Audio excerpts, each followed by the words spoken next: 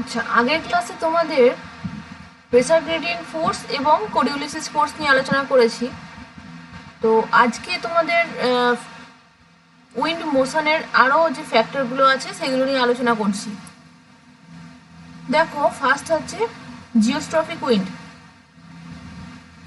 When the wind, usually above a height of 600 meters, blow parallel to the isobars, it is called the geostropic wind. Geostropic wind has also been defined as the horizontal wind velocity in which the Coriolis force exactly balance the horizontal pressure force. আগের ক্লাসে তোমাদের Coriolis force এবং horizontal pressure force বুঝিয়েছিলাম। তো জিওস্ট্রপিক wind কাকে বলছে না, যখন আর্থ সারফেসের প্রায় 600 মিটার উপরে বায়ু প্রবাহ দেখা যায় আইসোবারের সমান্তরালে। আগে তোমাদের বলেছিলাম কি না, বায়ু প্রবাহ হয় আইসোবারের সাথে সমকোণে বায়ু প্রবাহিত হয় হাই প্রেসার থেকে লো প্রেসারের দিকে, কিন্তু কিছু কিছু ক্ষেত্রে আর্থ সারফেসের প্রায় 600 মিটারের আরও ঊর্ধ্বে বায়ু প্রবাহটা দেখা যাচ্ছে আইসোবারের সাথে প্যারালাল। এই বায়ু প্রবাহটিকে বলা হচ্ছে জিওস্ট্রপিক উইন্ড। এটা কেন সৃষ্টি হচ্ছে না, এই বায়ু প্রবাহের ক্ষেত্রে কোরিওলিস ফোর্স এবং হরাইজন্টাল প্রেসার গ্রেডিয়েন্ট ফোর্স একসাথে ব্যালেন্স করে তার ফলে এই জিওস্ট্রপিক উইন্ডটা সৃষ্টি হচ্ছে। When the wind motion is almost in a straight line without friction force acting on it, it is worked upon only by two forces, the Coriolis force and the pressure gradient force.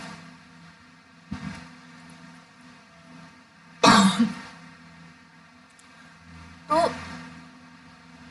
আমরা জানি surface এয়ারের ক্ষেত্রে একটা friction force কাজ করে, কিন্তু যেহেতু এই উইন্ডটা দেখা যাচ্ছে প্রায় 600 মিটারেরও ঊর্ধ্বে, মানে আপার এয়ারে, তো সেক্ষেত্রে কোনো ফ্রিকশন ফোর্স কাজ করছে না।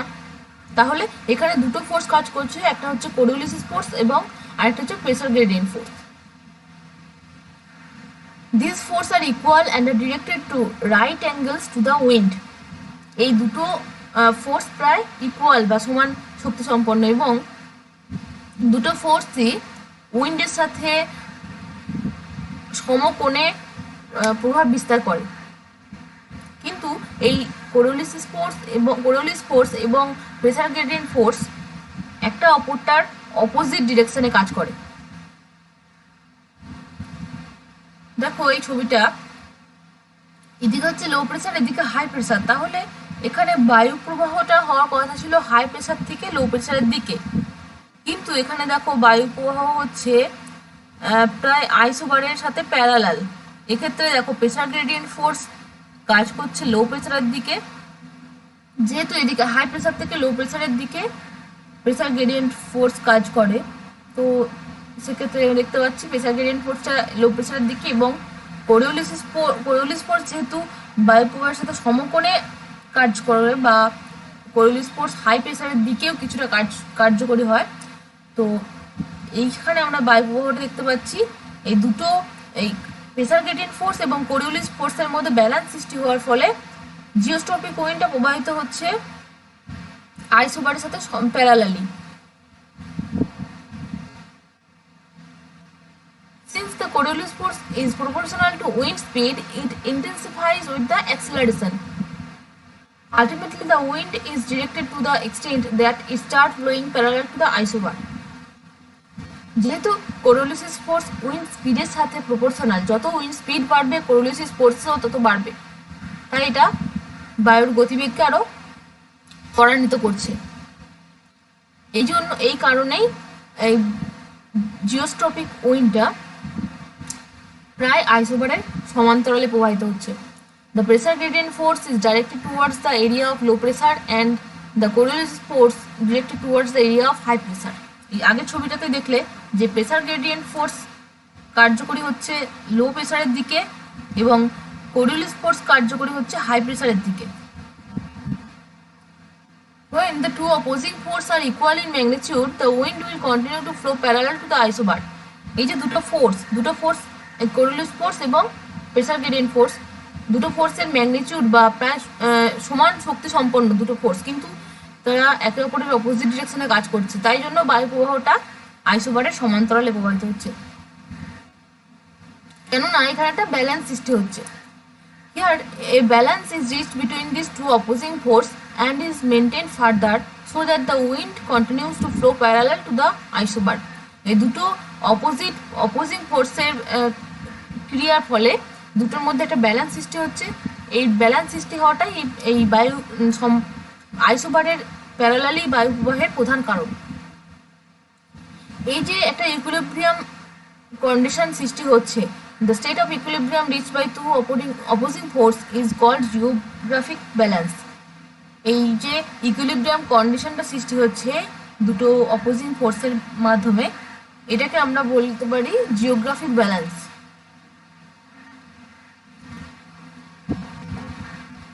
তোমরা বাইস ব্যালটের সূত্র পড়েছো।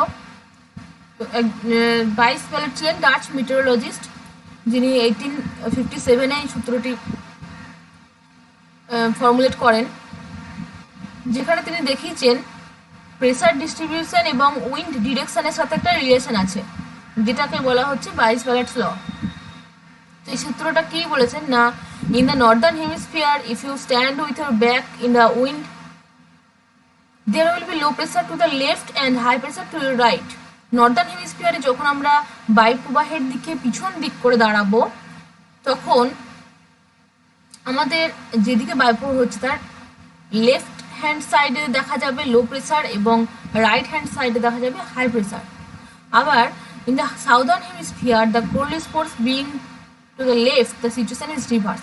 সাউদার্ন হেমিস্ফিয়ারে কি হবে না, যদি আমরা বায়ু প্রবাহের দিকে পিছন ঘুরে দাঁড়াই, সেক্ষেত্রে আমাদের লেফট হ্যান্ড সাইডে হাই প্রেসার এবং রাইট হ্যান্ড সাইডে লো প্রেসার দেখতে পাবো। অপোজিট নর্দার্ন হেমিস্ফিয়ারে যা সিচুয়েশন দেখা যাচ্ছে, সাউদার্ন হেমিস্ফিয়ারে পুরো তার অপোজিট সিচুয়েশন সৃষ্টি হচ্ছে। এই ছবিটা দেখলে তোমাদের পুরোপুরি ক্লিয়ার হয়ে যাবে যে জিওস্ট্রপিক উইন্ড কিভাবে সৃষ্টি হচ্ছে। দেখো এখানে হাই প্রেসার এবং এদিকে লো প্রেসার। তো যেহেতু pressure gradient force high pressure থেকে লো প্রেসারের দিকে কাজ করে, তো বায়ু প্রবাহটা হওয়ার কথা কি না হাই প্রেসার থেকে লো প্রেসার দিকে, বা আইসোবারের সমকোণে বায়ু প্রবাহ হওয়ার কথা ছিল এদিক থেকে এদিকে। তো ফার্স্ট যখন বায়ু প্রবাহটা স্টার্ট হচ্ছে, দেখো এই প্রথমে দেখে নাও এই উইন্ডের কালারগুলো। ফার্স্ট দেখো রেড যে অ্যারোটা আছে এটা হচ্ছে প্রেসার গ্রেডিয়েন্ট ফোর্স, ব্লু অ্যারোটা হচ্ছে উইন্ডের মুভমেন্ট, উইন্ডের ডিরেকশন, এবং গ্রিন অ্যারোটা হচ্ছে কোরিওলিস ফোর্স। দেখো ফার্স্ট যখন বায়ু প্রবাহ স্টার্ট হচ্ছে, সেখানে কিন্তু আমরা হাই প্রেসার থেকে লো প্রেসারের দিকে বা প্রেসার গ্রেডিয়েন্ট ফোর্সের দিকেই বায়ু প্রবাহ দেখতে পাচ্ছি। এরপরে যেহেতু কোরিওলিস ফোর্স এর সাথে রাইট অ্যাঙ্গেলে বা সমকোণে কার্যকরী হচ্ছে, সেক্ষেত্রে বায়ু প্রবাহ অভিমুখ আস্তে আস্তে ডান দিকে অভিমুখ নেবে। দেখো এর পরের স্টেজে আর একটু চেঞ্জ হচ্ছে, তখন বায়ু প্রবাহের অভিমুখটা আর একটু ডান দিকে সরে গেছে। কিন্তু প্রেসার গ্রেডিয়েন্ট ফোর্স সবসময় কিন্তু হাই প্রেসার থেকে লো প্রেসারের দিকেই থাকবে, প্রেসার গ্রেডিয়েন্ট ফোর্স চেঞ্জ হবে না। আবার দেখো কোরিওলিস ফোর্স, যেহেতু বায়ু প্রবাহের অভিমুখ চেঞ্জ হয়ে গেছে, কোরিওলিস ফোর্সও আরো ডান দিকে কাজ করছে। ওকে, নেক্সট স্টেজে দেখো বায়ু প্রবাহটা আরো ডান দিকে ঘুরে যাচ্ছে এবং কোরিওলিস ফোর্স আরো যত হাই প্রেসারের দিকে কার্যকরী হচ্ছে। এইভাবে একদিকে প্রেসার গ্রেডিয়েন্ট ফোর্স এবং একদিকে কোরিওলিস ফোর্স, এই যে দুদিকে দুটো সমান ম্যাগনিটিউডের বায়ু প্রবাহের ফলে যে ব্যালেন্স সৃষ্টি হচ্ছে, এর ফলে আস্তে আস্তে বায়ু প্রবাহটা প্রায় আইসোবারের সমান্তরালে হয়ে যাচ্ছে এবং প্রেসার গ্রেডিয়েন্ট ফোর্স আর কোরিওলিস ফোর্স একে অপরের অপোজিট ডিরেকশনে কাজ করছে। এর ফলে বায়ু প্রবাহটা আইসোবারের সমান্তরাল হচ্ছে। তো এইভাবে জিওস্ট্রপিক উইন্ডটা সৃষ্টি হচ্ছে। নেক্সট আসছে gradient wind. Sorry, a wind moving along the isobar at such a velocity that the force due to pressure gradient is balanced by the reflective and centrifugal effects is called a gradient wind. যখন একটা আইসোবারের সাথে wind move করছে তখন pressure gradient force এবং ডিফ্লেকটিভ force এবং centrifugal force, এই তিনটে ফোর্সের একসাথে কার্যকরী হওয়ার ফলে এই গ্রেডিয়েন্ট উইন্ডের সৃষ্টি হচ্ছে।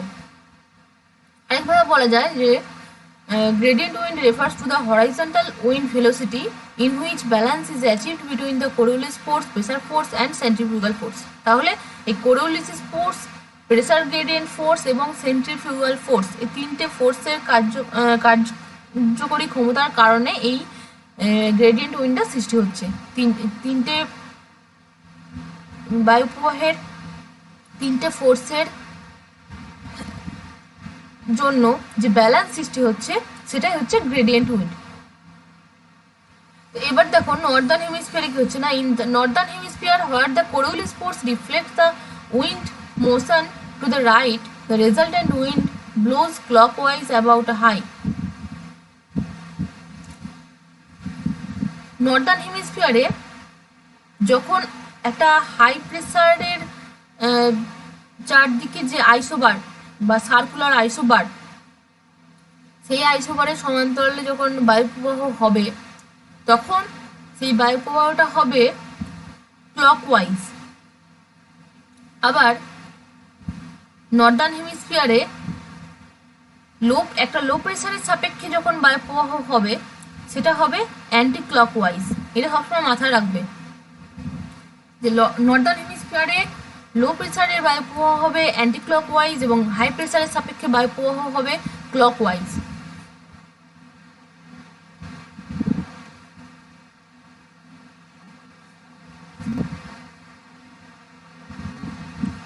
গ্রেডিয়েন্ট ফোর্স অ্যাকচুয়ালি এক ধরনের জিওস্ট্রফিক উইন্ড যেটা সার্কুলার আইসোবারের ক্ষেত্রে কার্যকরী হচ্ছে।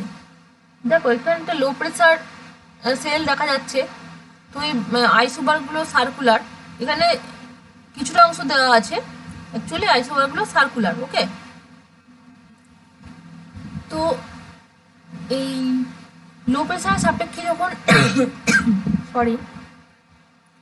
যখন বায়ুপ্রবাহ হবে এক্ষেত্রে প্রেসার গ্রেডিয়েন্ট ফোর্স আমরা দেখতে পাবো লো প্রেসারের দিকে। সবসময় বলেছি pressure gradient force high pressure থেকে লো প্রেসারের দিকে থাকে, তাহলে প্রেসার গ্রেডিয়েন্ট ফোর্সের ডিরেকশন দেখতে পাচ্ছি লো প্রেসারের দিকে। এবং দেখো কোরিওলিস ফোর্স জিওস্ট্রপিক উইন্ডের ক্ষেত্রে কি বললাম না, কোরিওলিস ফোর্সটা আস্তে আস্তে প্রেসার গ্রেডিয়েন্ট ফোর্সের অপোজিটে কার্যকরী হচ্ছে। আর সেন্ট্রিফিউগাল ফোর্স মানে হচ্ছে কেন্দ্র বহির্মুখী শক্তি। যখন কোনো একটা কেন্দ্রের চারপাশে কোনো বস্তু ঘুরতে থাকে তখন সে কেন্দ্রের বাইরের দিকে ছিটকে যাওয়ার একটা প্রবণতা দেখা যায়, সেটাকে বলা হয় সেন্ট্রিফিউগাল ফোর্স। তাহলে সেন্ট্রিফিউগাল ফোর্স সবসময় কাজ করবে সেন্টারের বিপরীতে, যেহেতু এখানে লো প্রেসার সেন্টার, এর বিপরীতে কাজ করছে সেন্ট্রিফিউগাল ফোর্স। এর ফলে যে উইন্ডটা এই আইসোবারের সমান্তরালে প্রবাহিত হচ্ছে বা চক্রাকারে যে প্রবাহিত হচ্ছে এই উইন্ডটাকে বলা হচ্ছে গ্রেডিয়েন্ট উইন্ড। এটা হলো একটা লো প্রেসারের সাপেক্ষে। এরপরে দেখো একটা হাই প্রেসারের সাপেক্ষে, দেখো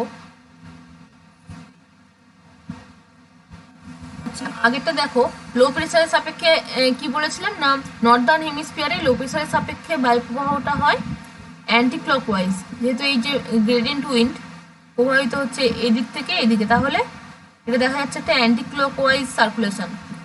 ওকে, কিন্তু দেখো হাই প্রেসারের সাপেক্ষে এখানে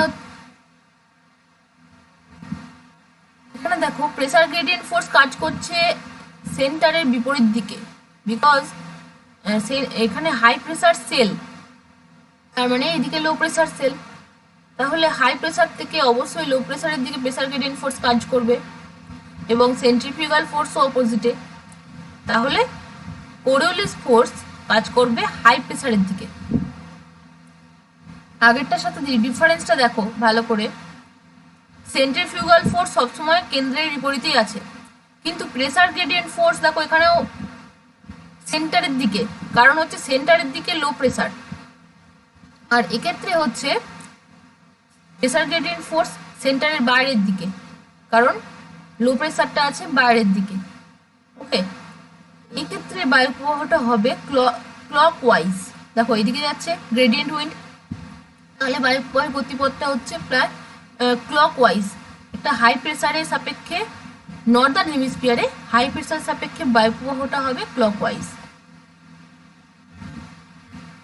এরপর আসি frictional force. At or near the Earth's surface, friction is an important factor affecting wind. But its effect is confined to a very few thousand meters from the surface. Frictional force act not only to slow the wind motion but also to change the wind direction also. Friction force বলতে ভূপৃষ্ঠের কাছাকাছি বা আর্থ সারফেসের কাছাকাছি যে বায়ুপ্রবাহ হয় সেই বায়ুপ্রবাহটাকে প্রভাব ফেলে এই ফ্রিকশন ফোর্স। যেহেতু আমাদের ভূপৃষ্ঠ পুরো সমতল নয়, তা উঁচু নিচু, সেক্ষেত্রে বায়ু প্রবাহের ক্ষেত্রে এটা বায়ু প্রবাহের অপোজিট ডিরেকশনে এই ফোর্সটা কাজ করছে। এটা প্রধানত ভূপৃষ্ঠ থেকে প্রায় 1000 কিলোমিটার পর্যন্ত প্রভাব বিস্তার করে, তার ঊর্ধ্বে আর ফ্রিকশন ফোর্স কাজ করে না। তাহলে এই ফ্রিকশন ফোর্সের ফলে আর সারফেসের কাছাকাছি যে উইন্ড মুভমেন্ট, সেই উইন্ড মুভমেন্টের বায়ু প্রবাহের গতিও কিছুটা কমে যাচ্ছে এবং তার ডিরেকশনও চেঞ্জ হয়। It also controls the speed of wind. Friction is relatively lower over the ocean surface. Winds in the lowest layer of atmosphere are greatly influenced by the frictional force. তাহলে ফ্রিকশন ফোর্স উইন্ড স্পিডকেও প্রভাব বিস্তার করছে, wind speed কমিয়ে দিচ্ছে এবং এটা mainly কি বললাম না অ্যাটমসফিয়ারিক লেয়ারের সব থেকে নিচের দিকে লেয়ারে কাজ করছে ফ্রিকশন ফোর্সটা।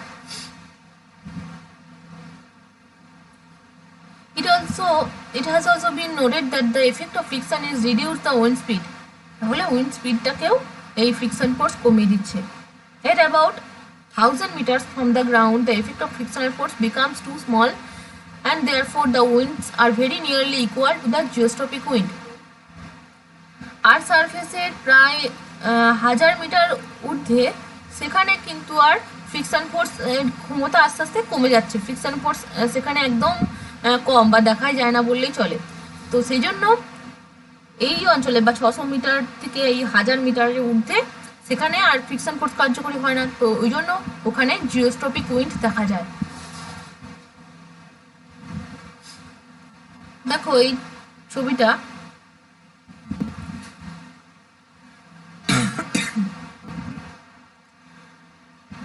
রিয়েল উইন্ডের প্রবাহ ডিরেকশন দেখা যাচ্ছে এইদিকে, প্রেসার গ্রেডিয়েন্ট ফোর্স লো প্রেসারের দিকে, কোরিওলিস ফোর্স রিয়েল উইন্ডের 90 ডিগ্রি অ্যাঙ্গেলে কার্যকরী হচ্ছে এবং ফ্রিকশন ফোর্স সবসময় বায়ু প্রবাহের অপোজিট ডিরেকশনে কাজ করবে। বায়ুর যাত্রাপথে বিভিন্ন যে উঁচু নিচু সারফেসের জন্য বায়ুর যে গতিবেগটা কমে যাচ্ছে সেটাকে বলা হচ্ছে ফ্রিকশন ফোর্স। তাহলে এটা বায়ু প্রবাহের অপোজিটে কাজ করছে বলে বায়ুর গতিবেগকে কমিয়ে দিচ্ছে।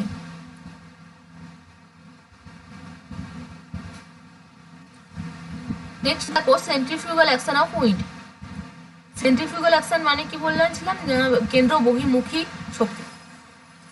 It results from a state of imbalance exists between other force when isobars are curved. Centrifugal force তখনই দেখা যাবে যখন আইসোবারগুলো গোলাকার বা কার্ভড আকারের আইসোবার দেখা যাবে বা সার্কুলার আইসোবারের ক্ষেত্রে, কারণ সেন্ট্রিফিউগাল ফোর্স সবসময় কাজ করবে একটা সেন্টার থেকে তার বাইরের দিকে। In fact, this imbalance is necessary to provide the change in direction needed for curve flow.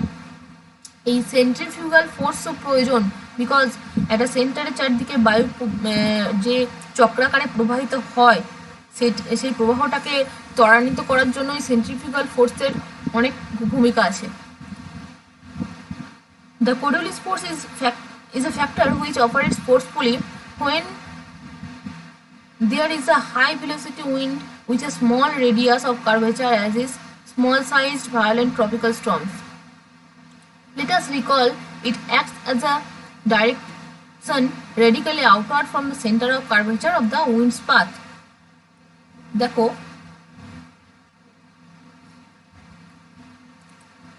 এখানে যে আইসোবারটা দেখা যাচ্ছে, আইসোবারটা দেখা যাচ্ছে একটা হাই প্রেসারের সাপেক্ষে, তাই তো? হাই প্রেসারের চারদিকে সার্কুলার আইসোবার। তাহলে এখানে সেন্টারটা হচ্ছে হাই প্রেসার।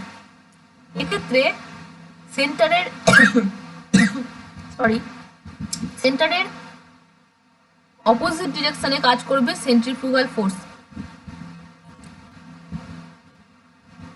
রিয়েল উইন্ড দেখো হাই প্রেসারের সাপেক্ষে, একটু আগেই বললাম যে হাই প্রেসারের সাপেক্ষে ক্লকওয়াইজ মুভমেন্ট করে, তো রিয়েল উইন্ডে এদিকে মুভ করছে। প্রেসার গ্রেডিয়েন্ট ফোর্স সবসময় লো প্রেসারের দিকে এবং কোরিওলিস ফোর্স হাই প্রেসারের দিকে। আর সেন্ট্রিফিউগাল ফোর্স, যেহেতু এখানে হাই প্রেসারটা সেন্টার, যেহেতু আইসোবারগুলো হাই প্রেসারের দিকে কার্ভড আছে, তাই সেন্ট্রিফিউগাল ফোর্সটা কাজ করছে হাই প্রেসারের অপোজিটে। ওকে, থ্যাংক ইউ।